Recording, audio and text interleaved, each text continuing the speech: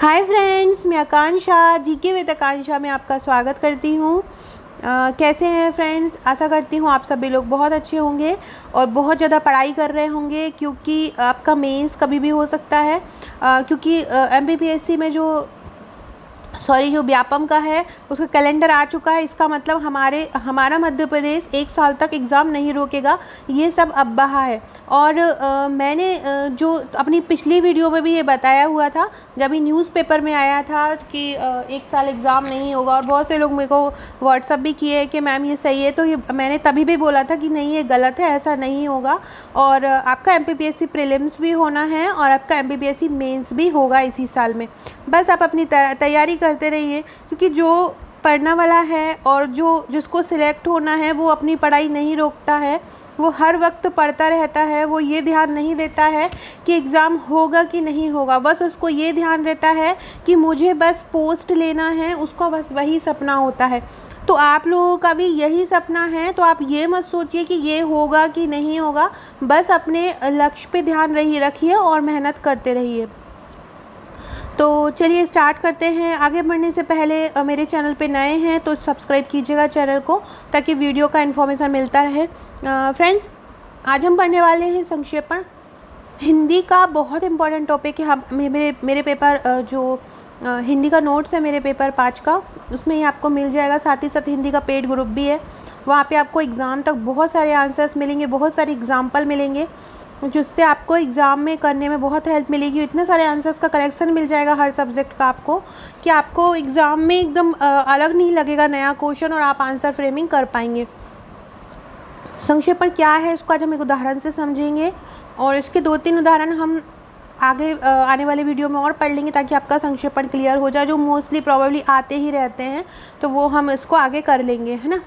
तो चलिए स्टार्ट करते हैं। सबसे पहले हम देखते हैं कि संक्षेपण होता क्या है। संक्षेपण के बारे में देखते हैं। देखिए, संक्षेपण में संक्षेप दिख रहा है, और आप हम पढ़ते हैं कि हम स्कूलिंग में पढ़ते आ रहे हैं कि कोई प्रश्न दिया रहता है और बोलते हैं संक्षेप करो, या हम पढ़ते हैं सारांश निकालो इसका। तो संक्षेपण का ही जो दूसरा नाम है उसको हम सारांश बोलते हैं। थोड़ा सा यहाँ पे एडवांस्ड वर्ड यूज़ किया है संक्षेपण, लेकिन है ये सारांश ही। तो सारांश का ही विस्तृत रूप संक्षेपण है। और संक्षेपण किसे बोलते हैं? कि कोई अनुच्छेद लिखा हो, मतलब कोई टॉपिक लिखा हो, कोई परिच्छेद हो, या कोई विस्तृत टिप्पणी हो, या कोई प्रतिवेदन हो। प्रतिवेदन मतलब रिपोर्ट होता है, उसको संक्षिप्त कर लेना। किसी भी अनुच्छेद को संक्षिप्त कर लेना मतलब शॉर्ट कर देना। यदि 1 पेज का अगर आपका ये क्वेश्चन आता है संक्षेपण में, तो आपको उसका 1/4 करना है, मतलब 1/4 हिस्सा संक्षेपण का, कोई टॉपिक का 1/4 हिस्सा करके लिखना। और हमको जो हमने संक्षेपण पढ़ा है अर्थ वही निकल रहा हो छोटा करने में भी, मतलब उस पूरे का सार निकाल देना संक्षेपण कहलाता है। इसमें मेन ज़रूरत होती है कि जैसे कि आपके पास कोई संक्षेपण आता है, हम अभी एग्जाम्पल से भी पढ़ेंगे आगे, तो उसमें जैसे कि आप इंग्लिश का पेपर देते थे 12th क्लास में, कॉलेज में, तो एक पैसेज आता था। पैसेज में आपको आता था कि एक समरी लिखिए और टाइटल लिखिए। तो यहाँ पे भी जब हम इसको सॉल्व करते हैं तो शीर्षक की जगह टाइटल होता है, उसकी जगह हम शीर्षक लिखते हैं, और जो भी हमारा संक्षेपण का विषय के बारे में ज़्यादा बात की गई हो वो हम शीर्षक डाल देंगे, और उस पर जो भी पूरा टॉपिक दिया रहेगा उसको संक्षिप्त करके लिख देंगे। तो चलिए देखते हैं कैसे लिखेंगे ये। हम सबसे पहले हम संक्षेपण की विशेषताएं लिखेंगे। संक्षेपण की विशेषताएं भी आपका 3 नंबर में आ सकता है, इसलिए मैंने इसमें इंक्लूड की हूँ। तो संक्षेपण की विशेषताएं में नंबर 1 हो जाएगा संतुलित आकार। जो भी हम संक्षेपण लिख रहे हैं उसका आकार बहुत संतुलित होना चाहिए, बैलेंस होना चाहिए, मतलब ना ज़्यादा बड़ा होना चाहिए ना ज़्यादा छोटा होना चाहिए। दूसरा, परिपूर्णता, परिपूर्ण होना चाहिए। संक्षेपण आपस में बिल्कुल परिपूर्ण होना चाहिए। मतलब अगर हम संक्षिप्त लिख रहे हैं तो ये ऐसा नहीं कि हमने हमारा जो टॉपिक है उसको आधा अधूरा करके संक्षिप्त लिख दिया, पूरा का पूरा टॉपिक का सारांश उसमें होना चाहिए। जो भी हम संक्षेपण में लिख रहे हैं वो स्पष्ट होना चाहिए, हमारे जो विचार हम लिख रहे हैं वो स्पष्ट होना चाहिए। तो मतलब तीसरी विशेषता हो जाएगी संक्षेपण की, विचारों की स्पष्टता। चौथा हो जाएगा भाषा परिवर्तन। भाषा परिवर्तन का मतलब होता है कि थोड़ी सी हम वहाँ पे क्या होता है, विस्तृत लैंग्वेज लिखी होती है, संक्षेप में करके लिखते हैं तो थोड़ा सा भाषा परिवर्तन होता है, क्लिष्ट भाषा इसमें आ जाती है। क्रमबद्धता मतलब हर जो हम लाइन लिख रहे हो वो एक के बाद एक होनी चाहिए, ऐसा नहीं कि हम पीछे का आगे लिख दे रहे हैं, मतलब अर्थपूर्ण होना चाहिए। सुसंबद्धता मतलब सुव्यवस्थित तरीके से होना चाहिए। सुबोधता मतलब जो उसमें जो अच्छी चीज़ें हैं टॉपिक के, वो बातों को हमको इसमें समावेश करना चाहिए। तो इस प्रकार से हमने ये संक्षेपण लिखा और संक्षेपण की विशेषताएं लिखी। अब हम इसका एग्जाम्पल देंगे। फ्रेंड मेरे ये जो संक्षेपण आप देख रहे हो हिंदी के नोट्स में है, और मेरे हिंदी के नोट्स केवल 150 रुपीज़ में हैं। आप इनको परचेस कर सकते हैं, आपको सॉफ्ट कॉपी भी मिल जाएगा, हार्ड कॉपी भी मिल जाएगा, जैसा आपको लेना हो आप मेरे को इस नंबर पे व्हाट्सअप करके ले सकते हैं, जहाँ पे आपको पूरा हिंदी का प्रारूप लेखन वगैरह मिल जाएगा। फ्रेंड्स ये मेरे मध्य प्रदेश स्पेशल के नोट्स हैं, जिसमें आपको मेंस के लिए पूरा मध्य प्रदेश प्रश्नोत्तर श्रृंखला में मिल जाएगा। ये मध्य प्रदेश का इतिहास और कला संस्कृति की बुकलेट है। इसमें मध्य प्रदेश का पूरा भूगोल आ जाएगा, जो भी टॉपिक है सब प्रश्नोत्तर श्रृंखला में है। ये मध्य प्रदेश की अर्थव्यवस्था मतलब थर्ड पेपर का जितने भी टॉपिक है पार्ट ए पार्ट बी के मध्य प्रदेश से संदर्भ में वो आ जाएगा। और ये मध्य प्रदेश की अर्थ राजनीति है, मध्य प्रदेश में स्वास्थ्य है, संगठन है और सेवाएं हैं। तो ये चारों बुकलेट आप ले सकते हैं मध्य प्रदेश स्पेशल का।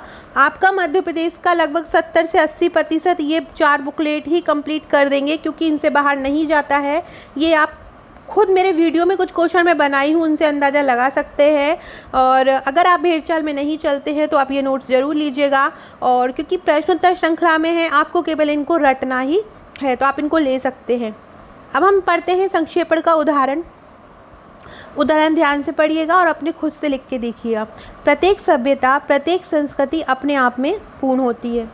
हर सभ्यता अपने में कुछ ना कुछ लिए होती है, जैसे कि हड़प्पा सभ्यता अलग थी, वैदिक सभ्यता, हड़प्पा सभ्यता की कुछ अलग ही विशेषताएं थी, वैदिक सभ्यता की कुछ अलग ही विशेषताएं थी। फिर गुप्त काल आ गया, उनकी अलग ही हुई। फिर मौर्य काल हुआ तो उनकी अलग हुई।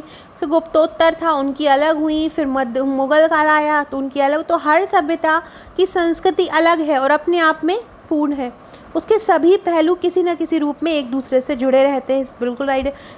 जितनी भी सभ्यताएं हैं वो पहले से ही एक दूसरे से कहीं ना कहीं किसी न किसी क्षेत्र में आपस में जुड़ी हुई होती हैं। संस्कृतियां जब बदलती हैं तो उनके खान पान बदल जाता है, उनका रहन सहन बदल जाता है, उनकी पोशाक बदल जाती है, उनके परिच्छेद बदल जाते हैं, लेकिन उनका मन नहीं बदलता है। मन नहीं बदलता। आज हम इस सभ्यता में हैं, कल हम दूसरी सभ्यता में रहेंगे।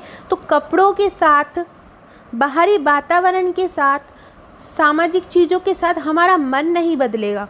ये सभी चीज़ बदल जाएंगे, लेकिन मन जो होता है हमेशा स्थिर रहता है। सोचने की पद्धति नहीं बदलती है और जीवन को देखने वाला दृष्टिकोण भी उनका एक ही रहता है। विशेषता भारत जैसे प्राचीन देश का यदि कोई दबा कर अमेरिका या यूरोप बनाना चाहेगा, मतलब हमारा जो भारत है यदि कोई उसका कब्जा कर ले और चाहे कि वो अमेरिका बन जाए या यूरोप बन जाए, तो इस दबाव का परिणाम जो होगा, रिजल्ट जो होगा वो अच्छा नहीं निकलेगा। कल्याण इसमें है कि शासक उस दिशा को पहचान ले जिस दिशा का संकेत भारत के दूर और सन्निकट इतिहास से मिलता है। मतलब हमें भारत को बदलने का कोशिश नहीं करना चाहिए। राजा राम मोहन राय, विवेकानंद, दयानंद, तिलक, बाल गंगाधर तिलक, रविंद्रनाथ टैगोर और महात्मा गांधी को इसका पूरा ज्ञान था कि हम बदल नहीं सकते लोगों को, और उन्होंने लोगों की अपेक्षाकृत जो करते हैं, अपेक्षा के अनुसार ही समाज को ढालने का प्रयास किया, तभी लोगों ने इनको अपना सुधारक समझा। अब इतना जो हमने एक पेज लिखा है, एक पेज हमने लिखा है, इसका 1/4 हमको इसका संक्षेपण लिखना है। कैसे लिखेंगे हम संक्षेप? देखिए, सबसे पहले हमने देखा कि ये किस बारे में बात चल रही है, सभ्यता और संस्कृति के बारे में ही पूरी बात चल रही है। तो हमने यहाँ पे इसका टॉपिक जो है संक्षेप क्या लिख दिया, इसका शीर्षक भारतीय संस्कृति का महत्व, मतलब हमारा शीर्षक हो जाएगा भारतीय संस्कृति का महत्व। अब हम इसको लिख देंगे। देखिए, एक इतना सा बड़ा पेज का मैंने 5 लाइनों में आंसर लिखा है और 5 लाइनों में हमारा सारांश हो जाएगा। संस्कृति और सभ्यता के अंग प्रत्यंग एक दूसरे से संयुक्त होते हैं। सॉरी, आप हिंदी लगा लीजिएगा। संस्कृति और सभ्यता के अंग एक दूसरे से जुड़े हुए होते हैं। इनके खान पान में परिवर्तन के साथ इनकी मूल संस्कृति में परिवर्तन नहीं है। तो हमने वहाँ पे लिखा है कि खान पान होता है अलग, रहन सहन अलग होता है, तो आत्मा नहीं होती, तो ये वो इतनी सारी बातें हमने वहाँ पे लिखी है। लेकिन यहाँ पे हमने लिखा है कि मूल संस्कृति में परिवर्तन नहीं होता और न किसी अन्य संस्कृति का आरोपण होता है। और हमने लिखा है कि अगर हम वहाँ पे हमने मेन टॉपिक में लिखा है कि यदि भारत को अमेरिका यूरोप बनाना चाहें तो लेकिन हमने यहाँ पे नहीं लिखा। हमने यहाँ पे लिखा है कि वहाँ पे किसी अन्य संस्कृति का आरोपण नहीं हो सकता। मतलब हम किसी एक क्षेत्र के हैं तो हम वहाँ पे दूसरी संस्कृति को आरोपित नहीं कर सकते हैं। वहाँ जो जिस संस्कृति का है उसी में ही रहेगा। इसलिए हमारे मनीषियों ने, मतलब हमारे जो विद्वानी लोग थे, संस्कृति के इस परिवर्तनशील रूप का पहचान करी। हमारे मनीषियों में जो हमने वहाँ पे उतने सारे नाम लिखे हैं, महात्मा गांधी, रविंद्रनाथ वगैरह, तो उसके स्वरूप की पहचान की और उसकी पुनर्प्रतिष्ठा करने का प्रयास किया तो फ्रेंड, इस प्रकार से हमने अपना ये संक्षेपण की सबसे पहले डेफिनेशन लिखी, उसकी विशेषताएं लिखी, फिर हमने क्या है संक्षेपण का उदाहरण लिखा, फिर हमने उसका शीर्षक संक्षेप में लिखा और इसके बाद हमारा ये तैयार हुआ। फ्रेंड्स, ये मेरे नोट्स हैं सभी सब्जेक्ट के। हिंदी के आप लेना चाहते हैं तो इसकी प्राइस 150 है। एग्ज़ाम तक आपको पूरी ग्रामर इसमें कवर कराई जाएगी, साथ ही आपको नोट्स मिल जाएगा अभी जैसे ही आप पेमेंट करेंगे। और ये प्राचीन आधुनिक भूगोल, अर्थशास्त्र, विज्ञान, प्रौद्योगिकी, रसायन शास्त्र, एथिक्स के नोट्स हैं। और एक आपका मध्य प्रदेश का नोट्स रहेगा। मध्य प्रदेश के नोट्स में आपको पूरा एमपी शामिल रहेगा, जो मैं आपको ऊपर बता चुकी हूँ, उसमें सभी मध्य प्रदेश के पार्ट रहेंगे। तो आप मुझे व्हाट्सअप करके ये जो नंबर है, आप मुझे इस नंबर पे व्हाट्सअप करके नोट्स ले सकते हैं। और हिंदी का लेना चाहते हैं तो हिंदी का ले सकते हैं, किसी भी सब्जेक्ट का आप मुझे नोट्स ले सकते हैं। अगर आप एक साथ मंगाएंगे नोट्स तो आपका डिस्काउंट भी आपको मिल जाएगा। वीडियो अच्छा लगा हो तो लाइक शेयर ज़रूर कीजिएगा और पढ़ाई करते रहिएगा, पढ़ाई को मत रोकिएगा। Okay friends, thank you.